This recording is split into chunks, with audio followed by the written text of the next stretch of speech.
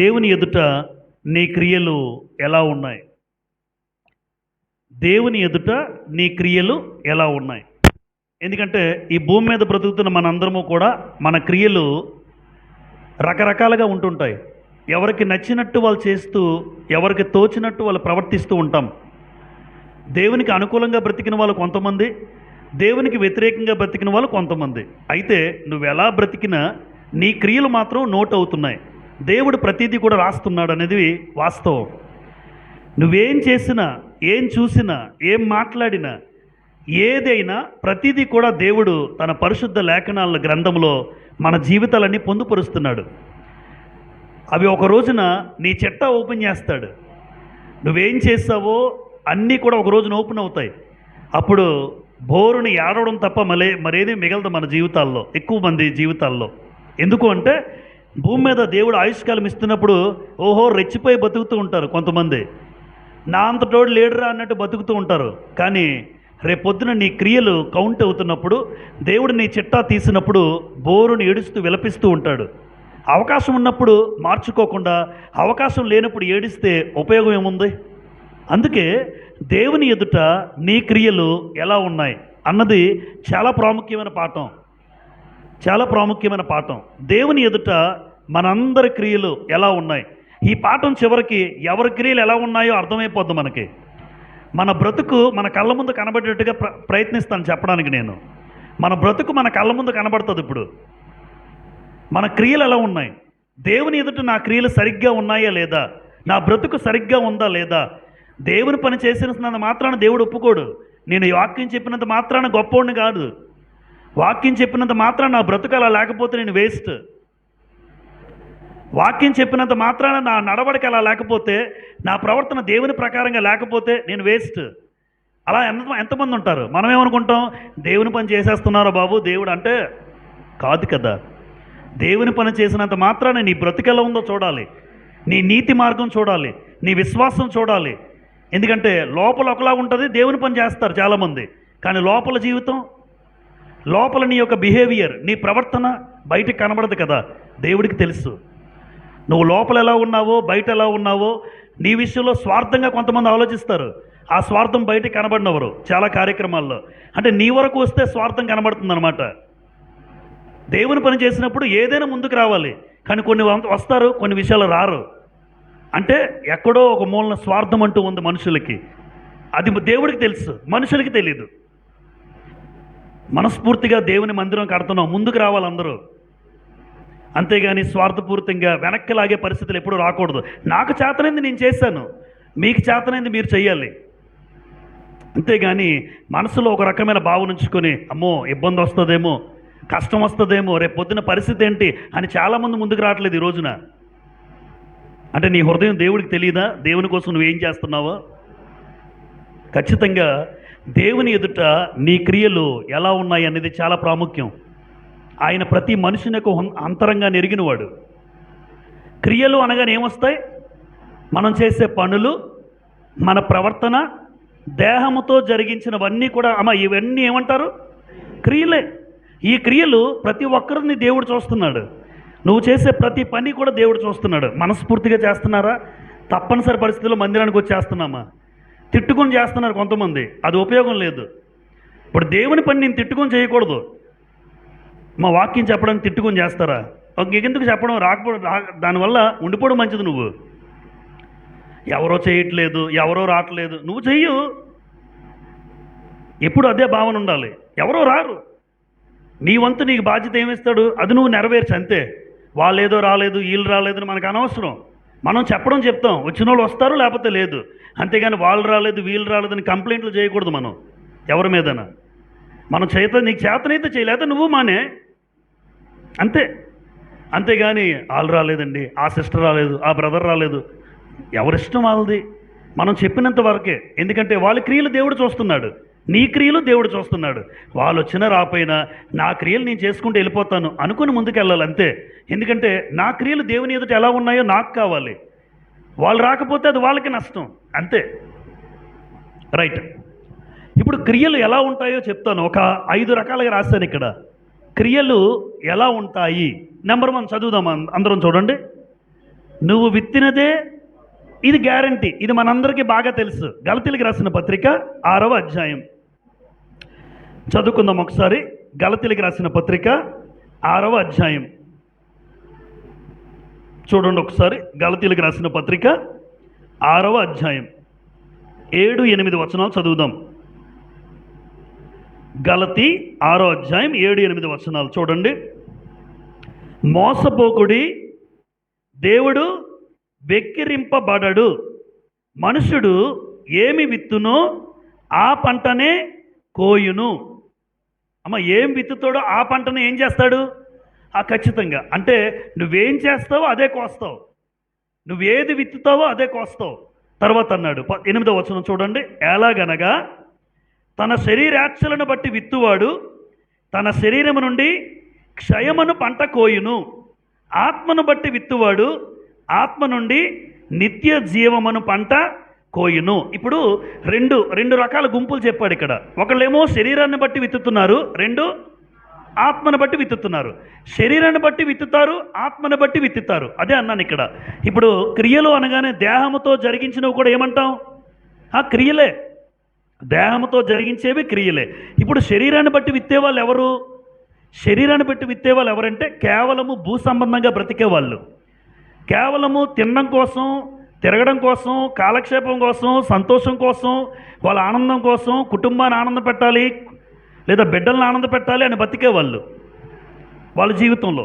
అంటే శరీరాన్ని బట్టి విత్తితే ఒక రోజున నరకానికి వెళ్తావు నువ్వు. సింపుల్గా శరీరాన్ని బట్టి కోసేవాడు క్షయమని పంట కోస్తాడు. ఏంటి క్షయం అంటే నరకానికి వెళ్తావు నువ్వు. అదే ఆత్మను బట్టి విత్తితే అంటే ఆత్మ సంబంధమైన కార్యక్రమాలు చేసేవారుగా ఉండాలి. ప్రార్థనా జీవితం ఎప్పుడూ మర్చిపోకూడదు. ప్రార్థన లేనివాడు క్రైస్తవుడే కాడు. ఉదయాన్నే లేచినంటే బ్యాగ్ కొట్టుకుని మన ఉద్యోగానికి వెళ్ళిపోవడం కాదు. ఉదయాన్నే నీకు ఎంత ఉద్యోగస్తులైనా ప్రార్థన చేసి గంట ప్రార్థన చేసి వెళ్ళు. అంతేగాని మనం బతుకు తెరువు అదే కరెక్టే, బతుకు తెరువు అదే అని చెప్పి ప్రార్థనా జీవితం లేకపోతే నువ్వు శరీరాన్ని బట్టి విత్తుతున్నావు తప్ప దేన్ని బట్టి విత్తట్లేదు? ఆత్మను బట్టి విత్తట్లే. ఆత్మను బట్టి విత్తేవాడు ప్రార్థన చేసుకుంటాడు, వాక్యం చదువుకుంటాడు, వెళ్తాడు బయటికి. దేవుడు క్రియలు చూస్తున్నాడు. నువ్వు కేవలం ఉద్యోగం చేసుకుని సంతోషంగా తింటూ పడుకుంటూ నీ కార్యక్రమాలు చేసుకుంటూ ఉంటే నువ్వు శరీరాన్ని బట్టి విత్తుతున్నావు అంతే. మరి ఆత్మను బట్టి విత్తేవాడు ప్రార్థనా జీవితం కలిగి ఉండాలి.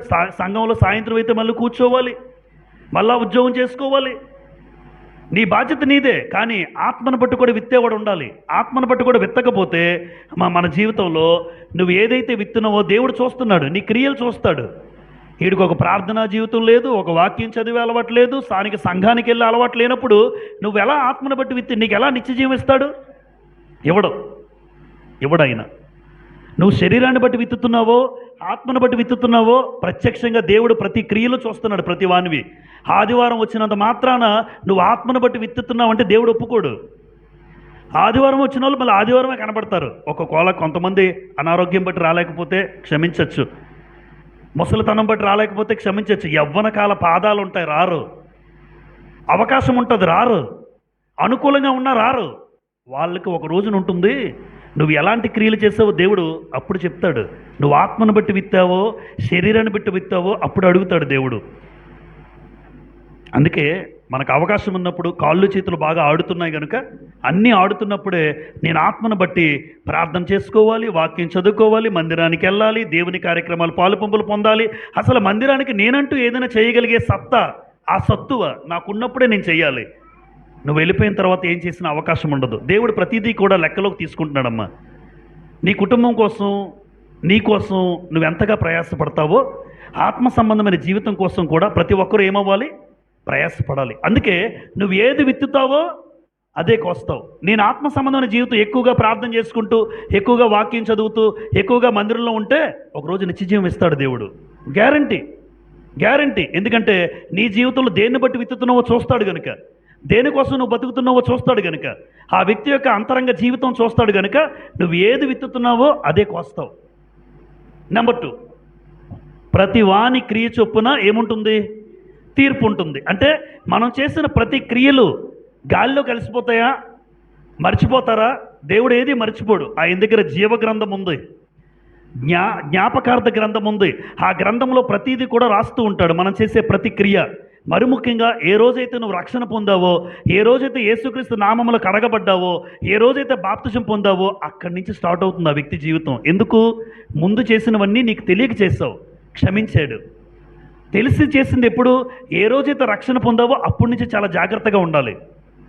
ఎందుకు అంటే నువ్వు చేసిన ప్రతి క్రియ లెక్కలోకి వస్తుంది. రోమీలకు రాసిన పత్రిక 2వ అధ్యాయం, రోమీలకు రాసిన పత్రిక 2వ అధ్యాయం చూడండి. రోమ 2వ అధ్యాయం 6వ వచనం చదువుదాం. రోమ 2:6. ఆయన ప్రతి వానికి వాని వాని క్రియల చొప్పున ప్రతిఫలమిచ్చును. ఆ మాట చూస్తారా?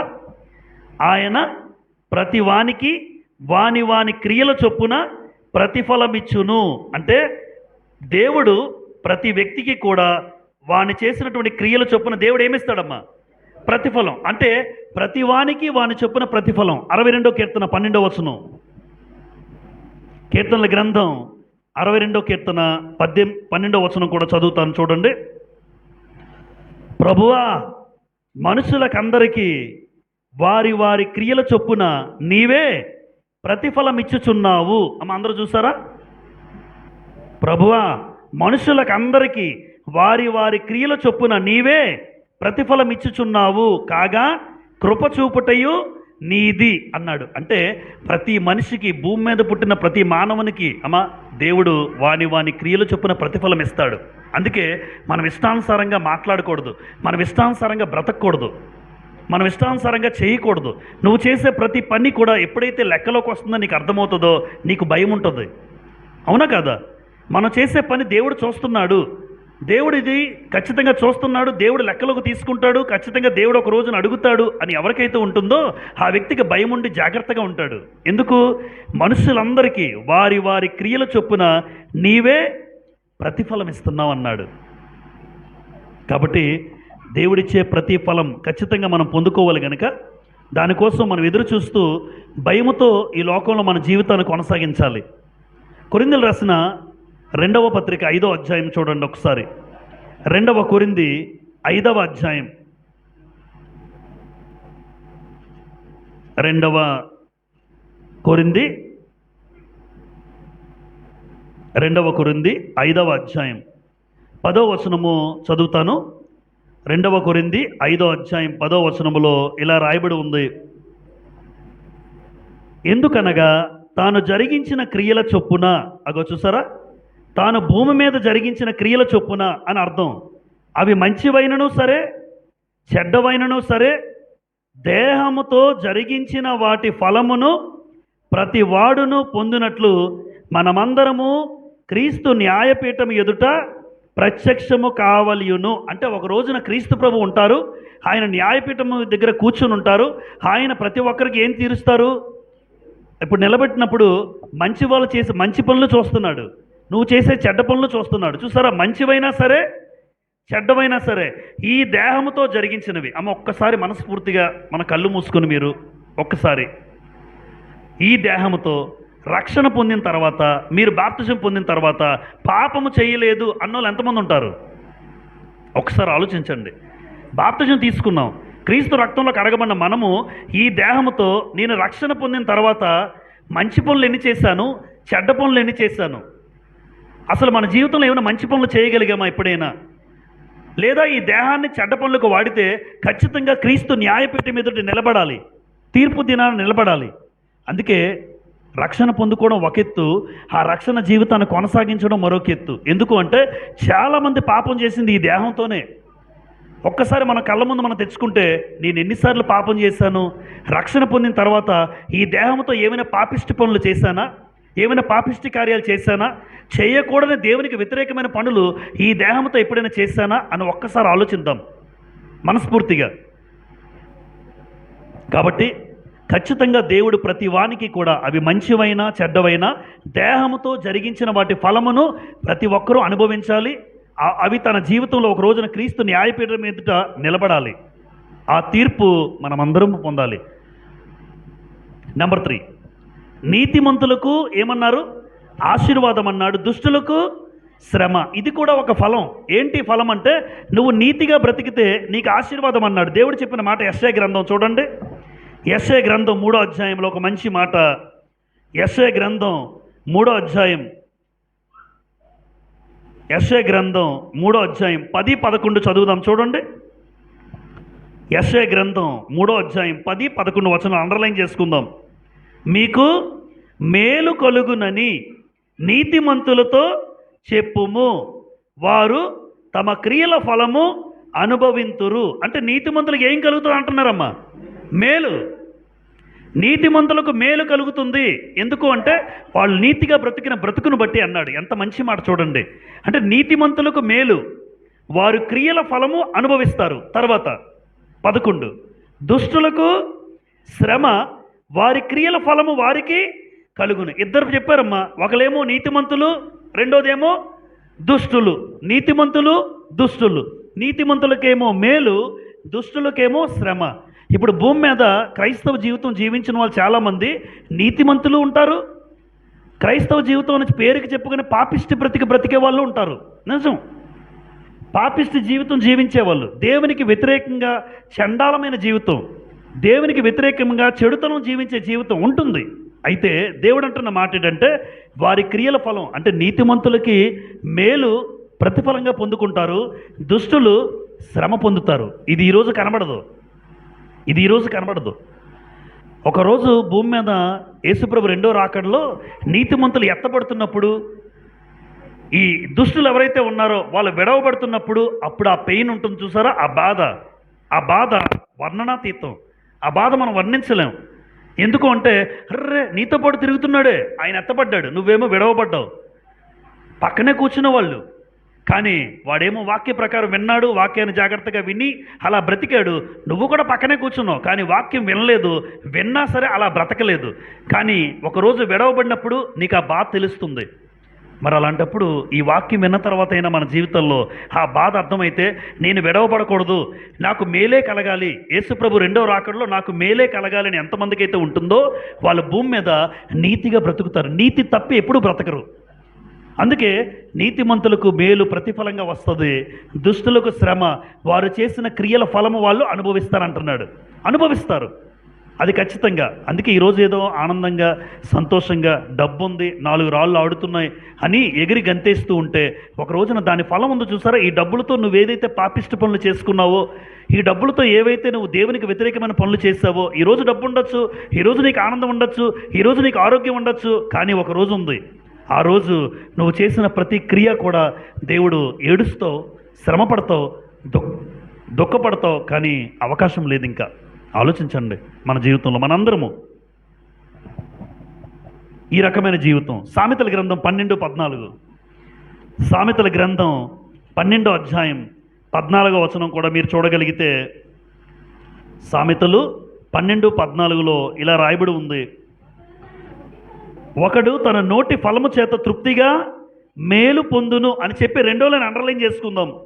12:14 2వ లైన్లో, ఎవని క్రియల ఫలము వానికి వచ్చును. అమ్మ, నాది మీకు రాదు, మీది నాకు రాదు. నేనేదో మంచిగా ఉన్నాను, నాది మా భార్యకి రాదు, నాది మా అమ్మకి రాదు, మా నాన్నకి రాదు. ఎవరి క్రియల ఫలము వాళ్ళదే. నేను బాగా బ్రతికాను అనుకోండి, నేను వాక్యానుసారంగా బ్రతికాను అనుకోండి, నేను నీతిగా బ్రతుకుతూ, నేను విశ్వాసంగా బ్రతుకుతూ, దేవుని మందిరాన్ని విడవక, ప్రార్థన చేసుకోవడం మరువక, వాక్యం చదవడం మరువక ఉంటే నా ఫలం నాకు గ్యారంటీ. కానీ నేను బాగా ఉన్నానని చెప్పి నా భార్యకి రాదు. ఆవిడ జీవితం ఆవిడది, తల్లి జీవితం తల్లిది, తండ్రి జీవితం తండ్రిది, బిడ్డల జీవితం బిడ్డలది. అయితే నడిపించడం వరకే మన ఆలోచన, మన బాధ్యత. అందుకే భార్య అయినా, భర్త అయినా, తల్లి అయినా, తండ్రి అయినా, పిల్లలైనా ఎవరి క్రియల ఫలం ఏమన్నారు చూసారా, ఎవరి క్రియల ఫలము వానికి వస్తుంది. కానీ ఒకప్పుడు ఎలా ఉండేది, పితరుల కాలంలో అలా లేదు. నోవాహు ఒక్కడిని చూశాడు దేవుడు, ఒక్కడిని బట్టి ఎవరు రక్షించబడ్డారు? ఒక్కరిని బట్టి 7 రక్షించబడ్డారు. నోవాహు కుటుంబం ఎంతమంది? మొత్తం 8 మంది. కానీ ఆ రోజు నోవాహు కొడుకులు ఎలాంటి వాళ్ళో తెలియదు, నోవాహు కోడళ్ళు ఎలాంటి వాళ్ళో తెలియదు, నోవాహు భార్య ఎలాంటిదో మనకు తెలియదు. కానీ ఎవరి గురించి తెలుసు? నోవాహు గురించి తెలుసు. ఎందుకంటే నోవాహు నీతిపరుడును, తన తరములో నిందారహితుడు. అంటే నోవాహును బట్టి ఆ కుటుంబాన్ని దేవుడు కాపాడాడు. ఒక్క హెడ్, కుటుంబ హెడ్. ఈరోజు అలా లేదు. ఈరోజు కుటుంబ యజమానుడిని బట్టి కుటుంబం రాదు. కుటుంబ యజమానుడిగా తనెంత బాధ్యతగా ఉన్నా ఆ కుటుంబంలో వాళ్ళు కూడా వారి క్రియలు ఎలా ఉన్నాయో చూస్తారు. దేవుని పట్ల, దేవుని ఎదుట వారి క్రియలు ఎలా ఉన్నాయి, దాన్ని బట్టే పరలోకం ఈరోజు ఒకప్పుడు నోహాలో ఉండరు, ఆయనలా మన జరగదు. ఎందుకంటే అది పితరుల కాలంలో జరిగిన సంఘటన. ఈరోజు మనం కొత్త నిబంధన కాలంలో మనం ఉన్నాం, యేసుప్రభు యొక్క కాలంలో. కాబట్టి నీతిమంతులకు ఆశీర్వాదము, దుష్టులకు ఏమన్నాడు? శ్రమ. ఇంకొకసారి క్రియలు ఇంకా ఎలా ఉంటాయి చెప్పమంటారా?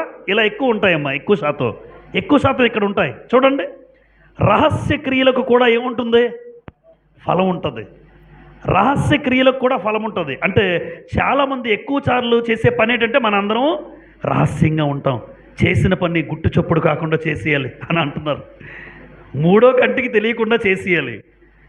భార్యాభర్తలు మూడో కంటికి తెలియకుండా చేసేయాలి. ఆయన ఆల్రెడీ చూసేశాడు మీ ఆలోచన, మీ హృదయంలోకి వచ్చిన ఆలోచన ఆయనకి తెలిసిపోయింది.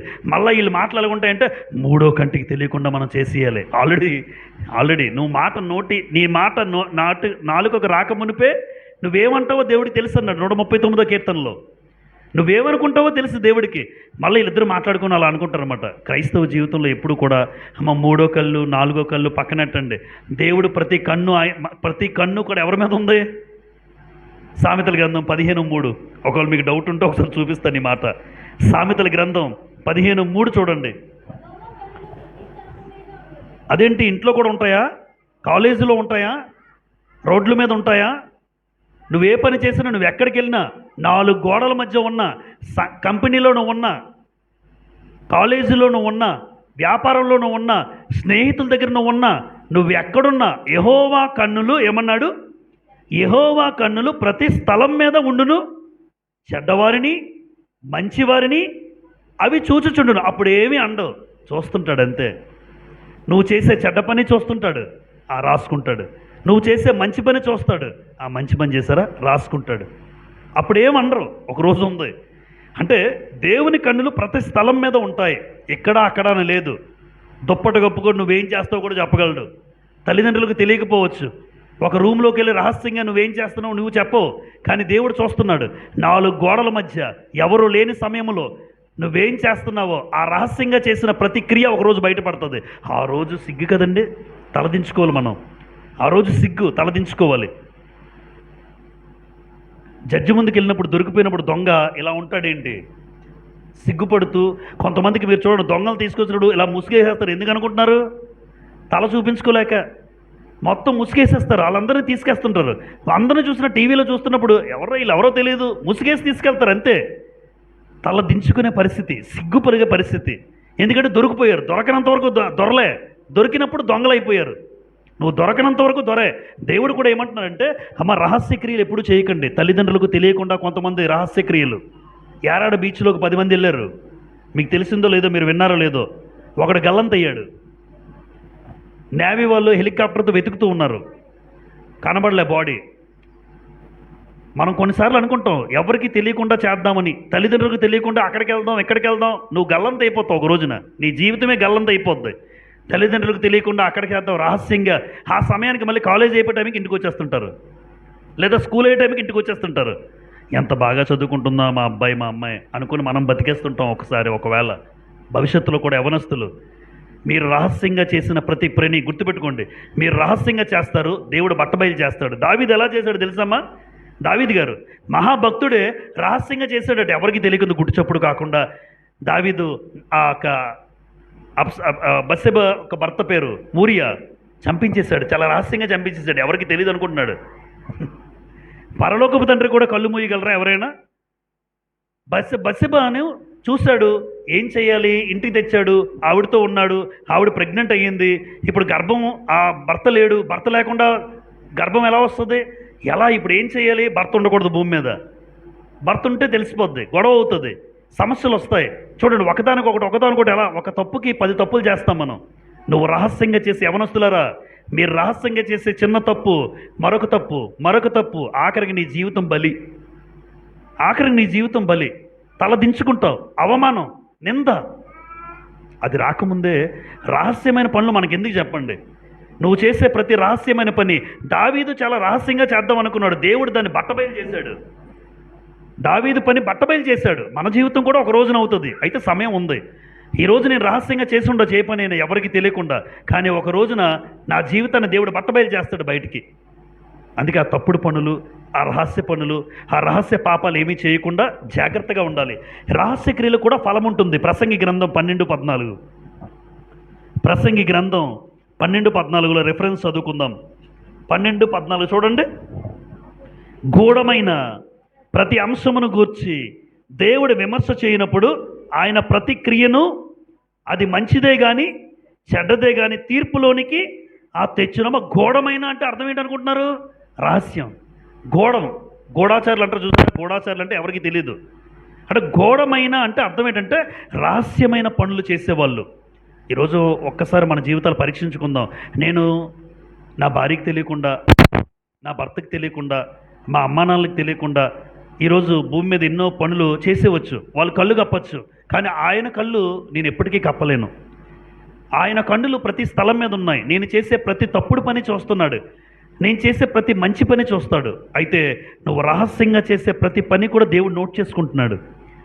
ఆ ప్రతి క్రియ అది మంచిదే కానీ, కొంతమంది రహస్యంగా ఏం చేస్తారు? డబ్బులు ఇస్తారు. కొంతమందికి రహస్యంగా డబ్బులు ఇచ్చి సహాయం చేసే వాళ్ళు ఉండొచ్చు. చేస్తాం, రహస్యంగా చేస్తాం మనం. అది కూడా చూస్తాడు, ఆ నోట్ చేసుకుంటాడు. Very good. అంటే రహస్యంగా చేసిన చెడ్డ పని కూడా నోట్ చేసుకుంటాడు, ఇలా చేశాడు. కాబట్టి రహస్యంగా చేసిన చెడ్డదైనా మంచిదైనా విమర్శ చేయనప్పుడు, విమర్శ అంటే రెండో రాకడలో, యేసుక్రీస్తు రెండో రాకడలో ప్రతి క్రియ కూడా తీర్పులోకి తెస్తాడన్నాడు. మత్తయి సువార్త రహస్యముగా ఆ మాట గురించి అక్కడ ఒక మాట యేసుప్రభు వారు మాట్లాడుతూ, మత్తయి సువార్త 6:4 చూడండి. మత్తయి సువార్త 6:4 చూడండి. అట్లయితే రహస్యమందు చూచు నీ తండ్రి నీకు ప్రతిఫలం ఇచ్చును. అంటే మన తండ్రి ఎలా చూస్తాడమ్మా? ఎలా చూస్తాడు మన తండ్రి? రహస్యమందు.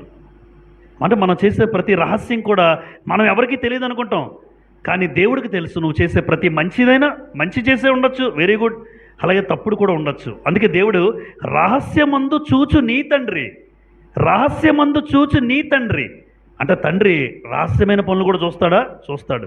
నీ రాత్రిపూట నువ్వు చేసే రాచకార్యాలు కూడా చూస్తాడు.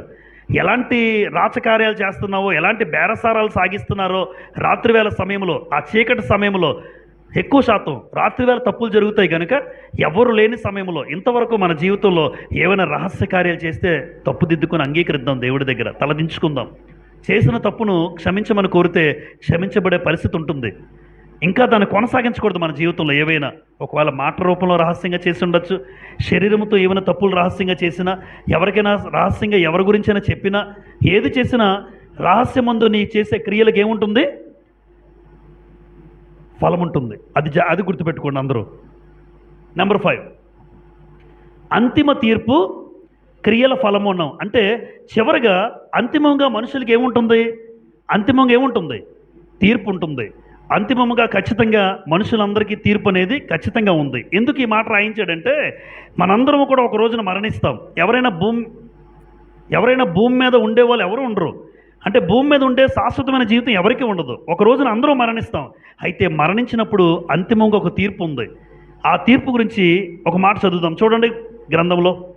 ఆ అంతిమంగా జరిగే తీర్పు గురించి ఏమని రాయబడిందంటే, ప్రకటన గ్రంథం 22:12లో ఇలా రాయబడి ఉంది. ఆ అంతిమ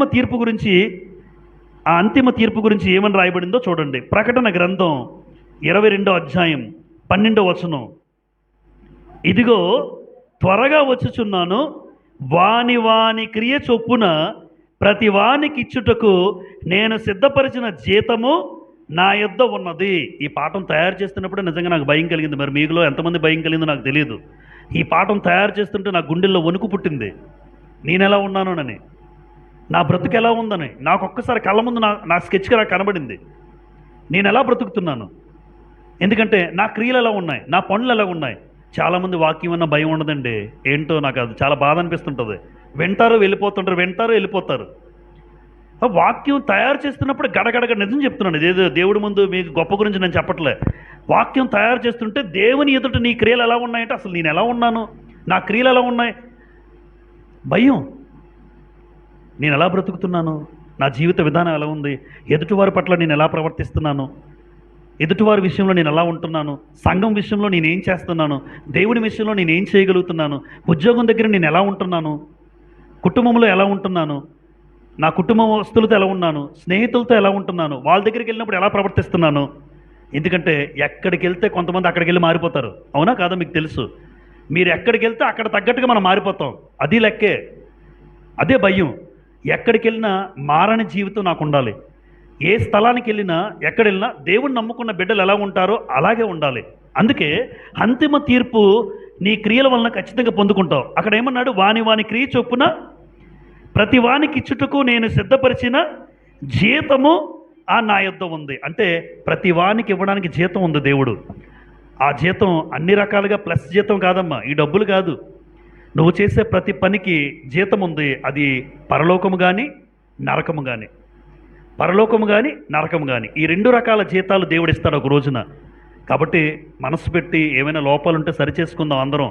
అంతేగాని లెసన్ విన్న తర్వాత కూడా, పాఠం విన్న తర్వాత కూడా మన జీవితాల్లో ఏది విత్తుందా ఏముందలే ప్రతి క్రియలు చేసుకుంటూ మీరు వెళ్ళిపోతే ఒక రోజున అంతిమ తీర్పు ఏడుస్తావు, అంతిమ తీర్పు దుఃఖపడతావు. ఒక రోజున బ్రదర్ పాఠం చెప్పారా అని మనం అనుకుంటాం.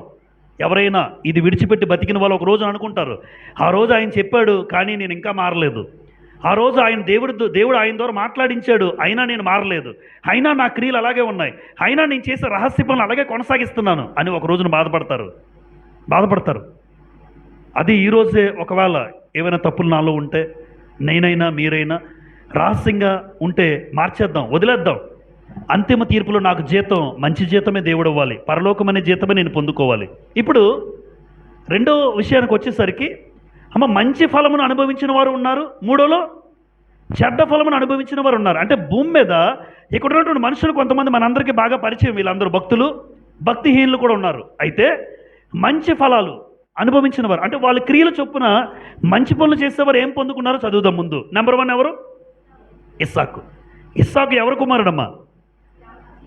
అబ్రహాము గారి కుమారుడు. ఇస్సాకు ఎవరు కుమారుడు?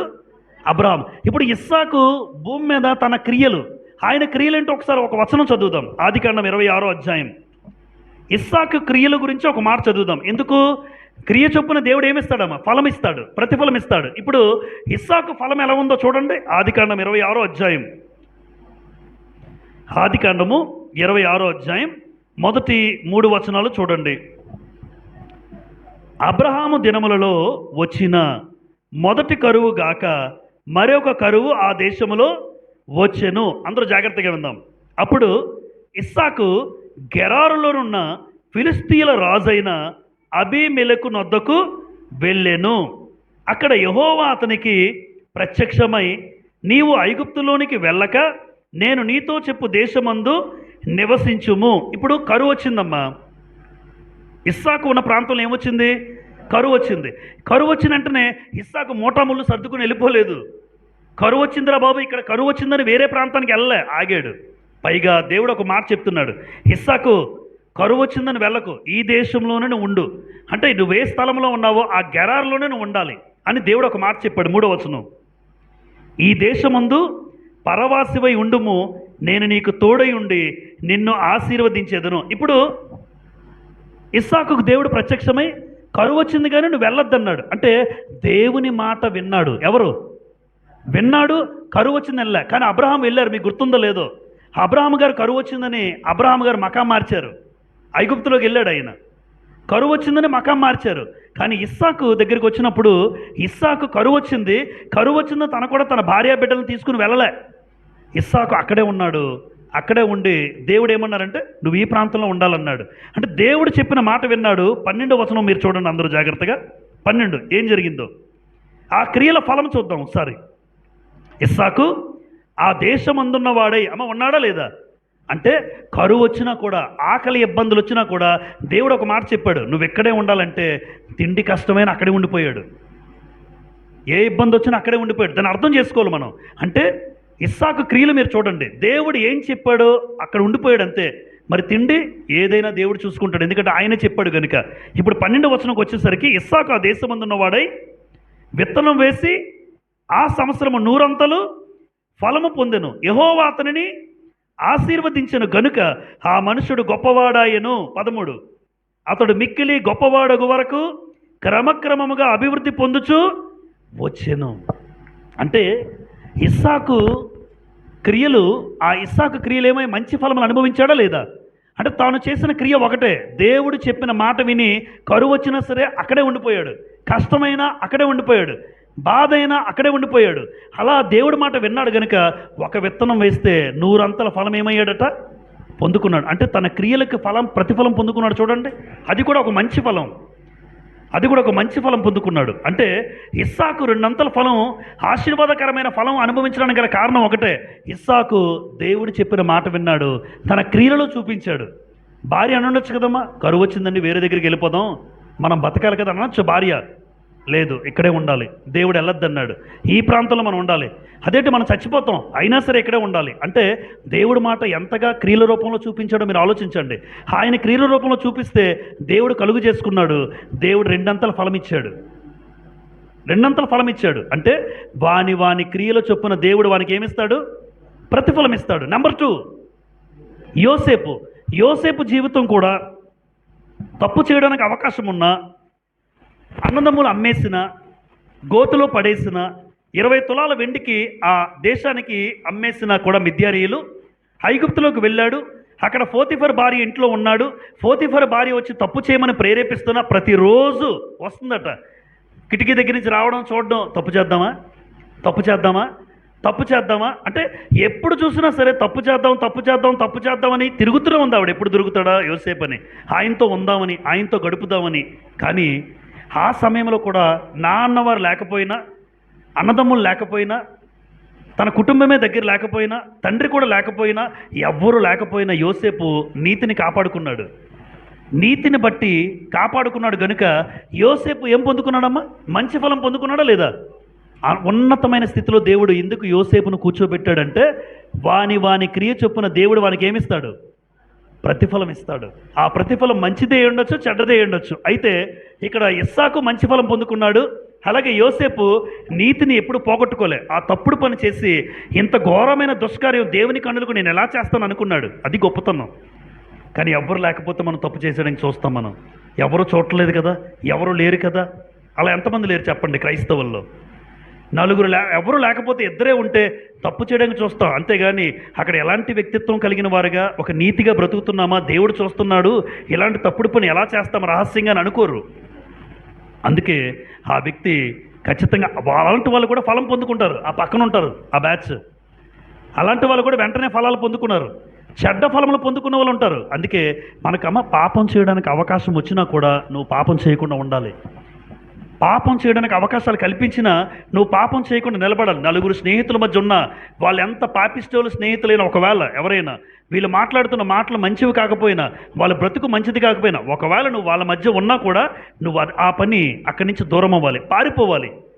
అందుకే అలాంటి పని చేసినప్పుడు నీ క్రియలు దేవుడు చూస్తాడు, నీకు మంచి జీవితం ఇస్తాడు, నీకు మంచి ఫలం ఇస్తాడు. నెంబర్ 3, రూతు తల్లి. రూతు భర్త చనిపోయాడు, ఇంటికి వెళ్ళిపోవచ్చు, పుట్టింటికి వెళ్ళిపోమని చెప్పింది కూడా అత్తమ్మ నయోమి.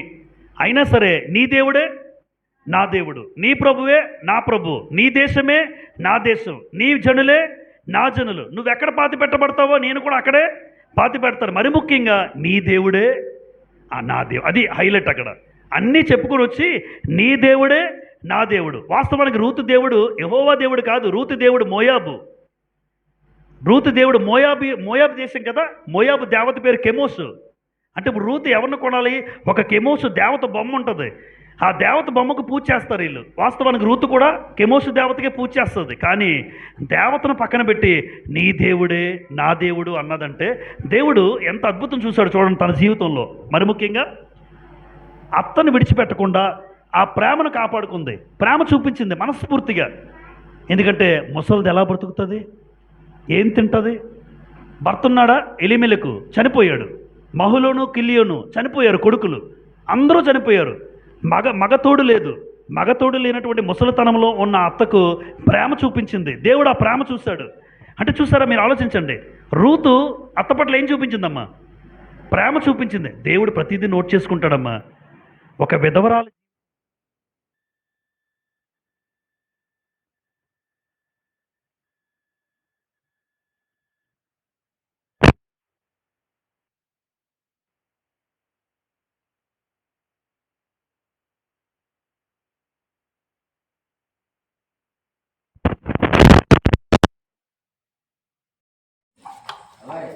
జీవితంలో ఎక్కడా కూడా నమ్మకాన్ని కోల్పోలేదు. కాబట్టి రూత్ ఏం చూపించింది అంటే అత్త పట్ల ప్రేమ చూపించడమే కాదు, నమ్మకంగా బ్రతికింది.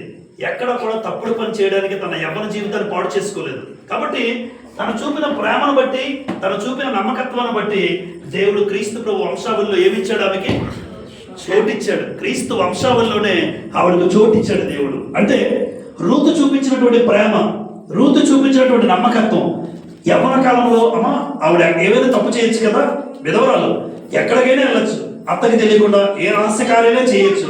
పైగా తన యవ్వన జీవితాన్ని ఎక్కడికైనా వెళ్ళి ఎవరితో తిరిగి రావచ్చు, చెప్తున్నాను. కానీ యవ్వన జీవితాన్ని నమ్మకంగా కాపాడుకుని ఆ విషయం తెలియదు మనకి. తన యవ్వన జీవితం, భర్త యవ్వన కాలంలో చనిపోయినా అత్తతోనే ఉంది. ఆ ముసలితనంలోనే తన కోరికలు ఉన్నప్పటికీ కూడా నమ్మకంగా జీవించింది. అందుకే నువ్వు అక్కడ ఉండకూడదు తల్లి అని యేసుక్రీస్తు వంశావళిలో చేర్చుకున్నాడు దేవుడు. అందుకే ప్రేమను బట్టి, నమ్మకత్వాన్ని బట్టి క్రీస్తు వంశావళిలో చోటు పొందుకుంది. నెంబర్ 4, దానియేలు గారు. దానియేలు పొందుకున్న ఫలం ఎలా ఉంటుంది అంటే, దానియేలు గురించి దానియేలు గ్రంథం 1వ అధ్యాయం చదువుదాం. ఒక మాట చూడండి. దానియేలు గ్రంథం 1వ అధ్యాయం 8వ వచనం. దానియేలు గ్రంథం 1వ అధ్యాయం 8వ వచనంలో ఇలా రాయబడి ఉంది: రాజు భుజించు భోజనమును పానము చేయి ద్రాక్షారసమును ముచ్చుకొని తన్ను అపవిత్రపరచుకొనకూడదని దానియేలు ఉద్దేశించి, అంటే అపవిత్రమైన భోజనం తినకుండా దానియేలు సిద్ధపడ్డాడు, దానియేలు జాగ్రత్త పడ్డాడు. మీరు ఆలోచించండి, అపవిత్రపరచబడిన రాజుగారి భోజనం తినకుండా దానియేలు తన కడుపును మార్చుకున్నాడు. ఇబ్బంది లేదు, నాకు కాయ ధాన్యాలే ఇవ్వండి అన్నాడు. కానీ రాజుగారి భోజనం తిని నన్ను నేను అపవిత్రపరచుకోలేను అంటే దానియేలు చేసిన క్రియ ఏంటమ్మా? దానియేలు క్రియ ఏంటో చెప్పండి. భోజనం కోసం కకృతి ఉండదు, ఏదుంటే తింటాం అంతే. అంతేగాని రాజుగారి భోజనంలో 10 డిష్లు ఉన్నాయని చెప్పి అక్కడికి వెళ్ళిపోయి ఆ పరిస్థితి రాదు. ఆ రోజు పవిత్రంగా తన జీవితాన్ని కాపాడుకోవడానికి కాయదండలేనే చాలు, అవి తాగి నీళ్ళు తాగేస్తాం అంతే. అంతేగాని రాజుగారి భోజనం తిని తను అపవిత్రపరచుకోలే. తాను చేసిన క్రియను బట్టి దానియేలు ఏం పొందుకున్నాడు చెప్పమంటారా? దానియేలు గ్రంథం 6వ అధ్యాయం, దానియేలు గ్రంథం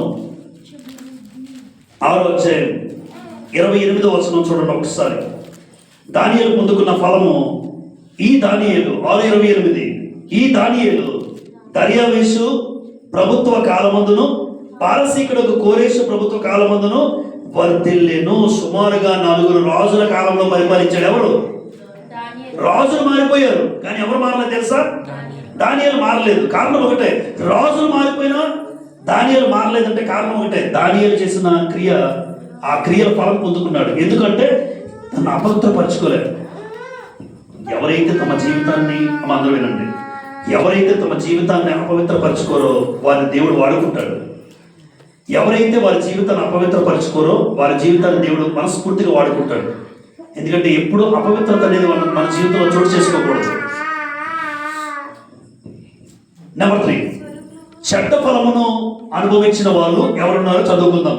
రెఫరెన్స్లు ఏమి చూడకుండా వీళ్ళందరూ మనకు తెలిసే కనుక జస్ట్ ఆ 5 గురించి నేను చెప్పేస్తాను నేరుగా. చెడ్డ ఫలమును అనుభవించిన వారు ఎవరు? ఇప్పుడు చెడ్డ ఫలమును అనుభవించడం అంటే వీళ్ళు కూడా ఏం చేశారో తెలుసా? వాని క్రియ చొప్పున దేవుడు ఏమిస్తాడు? ఫలం ఇస్తాడు. ఇప్పుడు కయీను ఉన్నాడు. కయీను తన సొంత తమ్ముడైన హెబేలును అసూయతో చంపేశాడు, హత్య చేశాడు.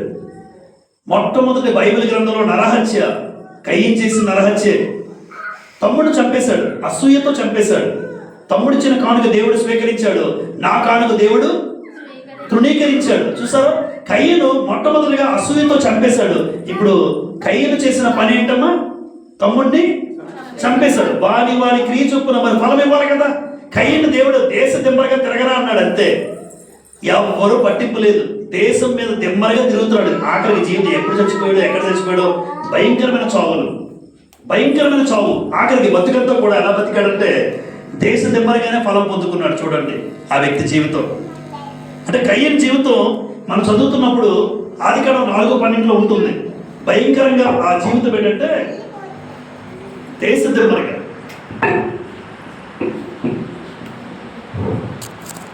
కాబట్టి చెడ్డను అనుభవించిన వారిలో మొట్టమొదటి వ్యక్తి మనకు ఎవరు కనబడతారంటే కయీను. ఈ కయీను తమ్ముడిని అసూయతో చంపాడు. ఇక్కడ ఎవరికైనా అసూయ ఉందా? మీకు ఎవరి మీదైనా అసూయ ఉందా? ఒకవేళ ఒకవేళ మనకు కూడా అసూయ ఉంటే మన జీవితంలో కూడా నువ్వు చెడ్డ ఫలాన్ని పొందుకుంటావు.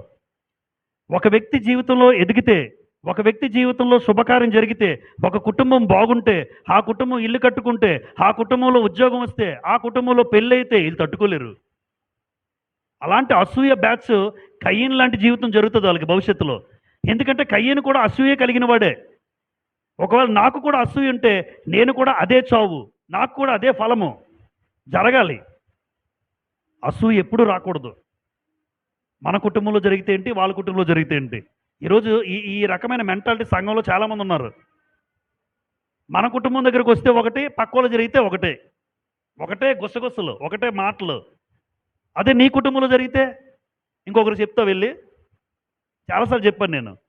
మన ఇంట్లో ఒకటి జరిగితే అమ్మ బయట చెప్తారు మీరు, మీ మీ కుమార్తె కోసం, మీ కుమారుడు కోసం చెప్పరు. 10 మందికి వెళ్ళి చెప్పొచ్చు కదా నీ కూతురు కోసం. అదే పక్క వాళ్ళ ఇంట్లో జరిగితే చెవులు కొరికేసుకుంటారు. సిగ్గుచెట్టు కదమ్మా అది, సిగ్గు కలిగిన జీవితం అది. వాళ్ళు కూడా నీ సంఘమే, వాళ్ళు కూడా క్రీస్తు రక్తంలో కడగబడిన వాళ్ళే. వీలైతే నువ్వేం చేయాలి, ఆ కుటుంబం కోసం ప్రార్థన చేయు. మొన్న చెప్పాను, రీసెంట్గా చెప్తుంటాను ఎప్పుడు. వాళ్ళ ఇంట్లో జరిగితే ఏంటి, నా ఇంట్లో జరిగితే ఏంటి, వాక్యం తెలిస్తే మనకు అర్థమవుతుంది ఆ పెయిన్. ఆ ఇంట్లో కూతురే కదా, ఆ ఇంట్లో కొడుకే కదా, మన ఇంట్లో కూతురే కదా. అంటే మనుషులు ఎలా ఉంటారంటే స్వార్థపరులు. నీ దగ్గరకు వస్తే ఒకలాగా, పక్కోడి జీవితం జరిగితే మనకెందుకులే. స్థానిక సంఘంలో ఏ కుటుంబం కోసం ఎవరు జరిగినా దయచేసి ప్రార్థన చేద్దాం అంతే. అలా నువ్వు ప్రార్థన చేస్తే దేవుడు నిన్ను మెచ్చుకుంటాడు. అంతేగాని 10 మందికి ఊసులు పెట్టుకుని గుసగుసలాడితే నిన్ను అసహించుకుంటాడు. అది చెడ్డ ఫలం ఒక రోజు నువ్వు పొందుకుంటావు. అది మనకెందుకు? పక్కోళ్ళ కుటుంబం కోసం కూడా ఆలోచించగలుగుతున్నామంటే దేవుడు నిన్ను ఎంత గొప్పగా చూస్తాడో నువ్వు ఆలోచించి. ఈరోజు పక్కోళ్ళ కుటుంబంలో జరిగిన అన్యాయం, వాళ్ళ జీవితంలో జరిగిన అన్యాయం కోసం నేనే ప్రార్థన చేస్తే నన్ను ఎంత గొప్పగా ఎంచుకుంటాడు దేవుడు. అరే, తన కోసం చేసుకోవడం కాకుండా పక్కోళ్ళ బాధను కూడా, పక్క వాళ్ళ కుటుంబంలో ఉన్న ఇబ్బందిని కూడా ప్రార్థన చేస్తున్నాడే నిజంగా గొప్పవాడు. ఇతనికి మంచి ఫలం ఇవ్వాలనుకుంటాడు. అంతేగాని 10 మంది కోరుకుని అక్కడ చివరిన కూర్చుని ఊసులేసుకుని గుసగుసలాడుకుంటే చెడ్డ ఫలం పొందుకోవడం గ్యారంటీ. 100కి 100 రూపాయలు రాసి పెట్టుకోవచ్చు, మనం రాసి పెట్టుకోవచ్చు ఇది. దయచేసి అలా మనం ఒకవేళ భవిష్యత్తులో ఎవరైనా అలాంటి పనులు చేసేవారు మనం ఉండకూడదు. చెయ్యలేకపోతే మీరు ధన్యులు, చేస్తే ఖచ్చితంగా ఆ ఫలాన్ని మీరు పొందుకుంటారు. నెంబర్ 2, గేహజీ దేవుని ఎదుటే అబద్ధమాడి కుటుంబం అంతటికి ఏం తీసుకొచ్చాడమ్మా? కుష్ఠరోగం తీసుకొచ్చాడు. అమ్మా అది కొన్ని రోజుల తర్వాత జరగలే, అప్పటికప్పుడు జరిగింది. అంటే గేహజీ ఏం చేశాడు? ఎలీషా దగ్గర శిష్యుడు, చక్కగా వాక్యం నేర్చుకుంటున్నాడు, గురువు గారు బాగా నేర్పిస్తున్నారు. మరి ఒక రకంగా ఏం కలిగిందంటే ధనం మీద ఆశ కలిగింది. గురువు గారికి లేని ఆశ శిష్యుడికి వచ్చేసింది. గురువుగారు ఏమీ సంపాదించుకోరు, ఈయన దగ్గర ఉంటే నాకు రూపాయి రాదు, ఈయన దగ్గర ఉంటే రూపాయి రాదు అని ఆ ధనాపేక్ష కలిగినటువంటి గేహజీ తన జీవితంలో ఎప్పుడైతే ఎలీషా అడిగిన తర్వాత 2 రాజుల గ్రంథం 5వ అధ్యాయంలో చరిత్ర ఇది. 2 రాజుల గ్రంథం 5వ అధ్యాయం చరిత్ర అంతా కూడా చదువుకుంటే అక్కడ మనకి గేహజీ జీవితం కనబడుతుంది. అయ్యా నేను ఎక్కడికి వెళ్ళలేదంటాడు, కానీ నయమానుకు కుష్ఠరోగం తగ్గింది. ఆ నయమాను తెచ్చిన కానుక రహస్యంగా తీసేసుకున్నాడు, సైలెంట్గా వచ్చి నిలబడిపోయాడు. అయ్యా నేను ఎక్కడికి వెళ్ళలేదు, ఇక్కడే ఉన్నాను అంటున్నాడు. ఎలీషా బట్టబయలు చేశాడు. నువ్వు ఎక్కడికి వెళ్ళావో తెలుసు, నువ్వేం చేసావో తెలుసు. దేవుడు అన్నీ కూడా దర్శనంలో ప్రత్యక్షత చూపించాడు ఎలీషా గారికి. మొత్తం అయిపోయింది. ఆఖరికి గేహజీ వచ్చాడు. ఏం చేశాడమ్మా? వాని క్రియ చొప్పున ఫలం పొందుకోవాలి కదా. నువ్వు చేసినటువంటి నీ క్రియ ఏదైతే, నువ్వు ధనం కోసం ఆశపడ్డావో, ఏదైతే నువ్వు చేసావో, నీ క్రియలు ఏంటంటే నయమానికి కుష్ఠరోగం తగ్గింది, ఆ కుష్ఠం నీకు నీ కుటుంబానికి వచ్చింది. శాపం వారికి పోయి నీకు వచ్చింది. ఎంత బాధాకరం చూడండి, మీరు ఆలోచించండి. కుటుంబం అంతటికి ఈయన వల్ల ఏం తీసుకొచ్చాడు? కుష్టు. అందుకే ఎప్పుడు తండ్రి బాగుండాలమ్మా. తండ్రి జాగ్రత్తగా ఉండాలి. తండ్రి కనుక పాపిష్టి పనులు చేస్తే పిల్లల మీదకి ఆ ప్రభావం ఆటోమేటిక్గా వెళ్ళిపోద్ది. తండ్రి స్థిరత్వం లేకపోతే బిడ్డల జీవితాలు రోడ్డు పోలైపోతాయి. గేహజీ పిల్లలు ఏం చేశారు? ఏమీ లేదు. కానీ తండ్రిగా నువ్వు ఫెయిల్ అయిపోయావు. బిడ్డల జీవితం నాశనం కావడానికి, వాళ్ళ కుష్ఠరోగం కావడానికి కారణం ఈ తండ్రే, గేహజీ. ప్రతి తండ్రి, ప్రతి తల్లి దైవికంగా మనం జాగ్రత్తగా ఉండకపోతే చెడ్డ ఫలమును ఖచ్చితంగా మనం అనుభవిస్తాం. నెంబర్ 3, ఆకాను. ఆకాను గురించి కూడా యెహోషువ గ్రంథం మీరు 7వ అధ్యాయం చూడండి. యెహోషువ గ్రంథం 7వ అధ్యాయం అంతా కూడా ఆకాను జీవితం కనబడుతుంది. ఈ ఆకాను శాపగ్రస్తమైనది తీసుకున్నట్టుగా మనం గ్రంథంలో చదువుతాం. శాపగ్రస్తమైన బట్టలు, షీనార వస్త్రం, బంగారం, వెండి, చిన్న చిన్న వాటికి ఆ బంగారం వెండికి ఆశపడ్డాడండి ఆకాను. ఆఖరికి ఆకాను కుటుంబాన్ని దేవుడు తీసుకొచ్చి ఒక చంపి రాళ్లతో కొట్టి చంపేసి ఒక రాళ్ల కుప్పగా తయారు చేసేశారు. చూడండి, ఆకాను కుటుంబం అంతా కూడా రాళ్లతో కొట్టబడి చంపబడ్డారు. కారణం ఏంటి? ఆకాను చేసిన క్రియ. వాని క్రియ చొప్పున దేవుడు జీతం ఇచ్చాడు. ఆకాను చేసిన పనికి కుటుంబం అంతటికి, పిల్లలందరికీ రాళ్ల దెబ్బలు, చచ్చిపోయారండి అక్కడే. భయంకరం. ఇంత చరిత్ర మన కళ్ళ ముందు పెడుతున్నా ఒక్కసారి మీరు గగురుపాటుగా అనిపిస్తుంది. రేపు పొద్దున మనం చేసే ప్రతి క్రియ వాళ్ళకి చేసినప్పుడు అమ్మ మనకి చేయడా? వాళ్ళ జీవితాలు అలా చేసినప్పుడు, దేవుడు చెడ్డవాటిని చేసినప్పుడు దేవుడు వాళ్ళ జీవితాలు అలా చేస్తే నీకు ఎందుకు చేయడు, నాకెందుకు చేయడు? ఒకవేళ నువ్వు చెడ్డ పనులు చేస్తే, చెడ్డ క్రియలు చేస్తే ఖచ్చితంగా చేస్తాడు. ఈరోజు అందరూ హ్యాపీగా ఉన్నారు. ఈరోజు ఒక రోజున ఉంటుంది మనకి. అందుకే వీళ్ళందరి చరిత్ర మన కళ్ళ ముందు పెట్టి నువ్వు అలా బ్రతకద్దు అంటున్నాడు వాళ్ళ జీవితాల్లో. నెంబర్ 4, సౌలు రాజు దేవుని ఆజ్ఞ వినలేదు. వినకుండా ఇష్టానుసారంగా ప్రవర్తించాడు, శాపం తెచ్చుకున్నాడు. ఆఖరికి తన కత్తితో తనే పొడుచుకున్నాడట. తన కత్తితో తనే పొడుచుకున్నాడు. ఎవరు? సౌలు. అంటే దేవుని ఆజ్ఞ వినలేదు, దేవుడు చెప్పిన పని చేయలేదు, వాని క్రియలు ఎప్పుడైతే చేయలేదో సౌలు రాజు కూడా అమ్మ చూడండి భయంకరమైన శిక్ష తెచ్చుకున్నాడు. దేవుని ఆజ్ఞ వినకుండా ఇష్టానుసారంగా ప్రవర్తించాడు. మనం ఇన్ని మాటలు వింటున్నాం, దేవుని మాటలు మనలో ఎంతమంది దేవుని వాక్యం ప్రకారం బ్రతుకుతున్నాం? దేవుడు చెప్పింది ఎంతమంది చేయగలుగుతున్నాం? దయచేసి మీ అందరికీ చెప్పేది ఒకటే, దేవుడు చెప్పిన దానికి వ్యతిరేకంగా మనం ఎప్పుడూ అడుగులు వేయొద్దమ్మా. దేవుడు ఏదైతే వద్దన్నాడో అది మానేద్దాం, దేవుడు ఏదైతే చేయమన్నాడో అది చేద్దాం. అప్పుడు నీ మీదకి ఎటువంటి ఇబ్బంది లేదు. పైగా నువ్వు చేసిన ప్రతి క్రియకు మంచి ఫలం వస్తుంది దేవుడు చెప్పినట్లు చేస్తే. చివరిగా అననీయ, షప్పీరా భూమి అమ్మేశారు. ఇద్దరు మంచి భార్యాభర్తలు భూమి అమ్మేశారు. సైలెంట్గా ఎవరికి చెప్పుకో. అననీయ సప్పీరా మాట్లాడుకుంటున్నారు రూమ్లో, ఎవరికి చెప్పుకో. ఇగో 20,000కి అమ్మేమని చెప్పు. నువ్వు ఇద్దరు ఒకే మాట మీద ఉండాలి. భార్యాభర్తలు కదండి. నువ్వు 20,000 చెప్పు, నేను 20,000 చెప్తాను. అమ్మ ఇలా అనుకుంటాం కదా కొన్ని సందర్భాల్లో. ఇప్పుడు మనం ఇద్దరు భార్యాభర్తలు జనరల్గా ఇన్ జనరల్లో ఈ కుటుంబంలో కూడా నేను అలాగే చెప్పాను, నువ్వు అలాగే చెప్పు. ఎందుకంటే మళ్ళీ ఎవరైనా అడుగుతారు కదా, నువ్వు అది చెప్పాలి, నేను అది చెప్పాలి. జనరల్గా అంటే చెడ్డ విషయంలో మాత్రం ఎప్పుడు ఏకీభవించకండి. మంచి విషయంలో అది మంచిగా, ఒకవేళ దేవుని గ్రంథం ప్రకారం చెయ్యేస్తే చెయ్యండి. ఇద్దరు చేసేది మంచిదే, రహస్యంగా ఉంచండి. అంతేగాని చెడుతనం అనుకోండి. ఇప్పుడు వాళ్ళు ఇద్దరు కలిసి ఏం చేశారు తెలుసమ్మా? పరిశుద్ధాత్మను మోసపుచ్చారు. పేతురు అంటారు, మీరు నన్ను కాదు ఎవరిని మోసం చేశారు? పరిశుద్ధాత్మ. అపోస్తలుల కార్యాలు 5వ అధ్యాయంలో చరిత్ర. అపోస్తలుల కార్యాలు 5వ అధ్యాయం 10 వచనాల్లో ఇద్దరు మొదట భర్త చనిపోతాడు, కొంచెం వ్యవధిలో ఎవరు చనిపోతారు? భార్య. ఇద్దరిని బయటికి ఈడ్చేస్తుంటారు శవాలు. అప్పటికప్పుడు వాళ్ళు చేసిన తప్పు ఒకటే, వాని క్రియ చొప్పున జీతం ఇచ్చేశాడు దేవుడు.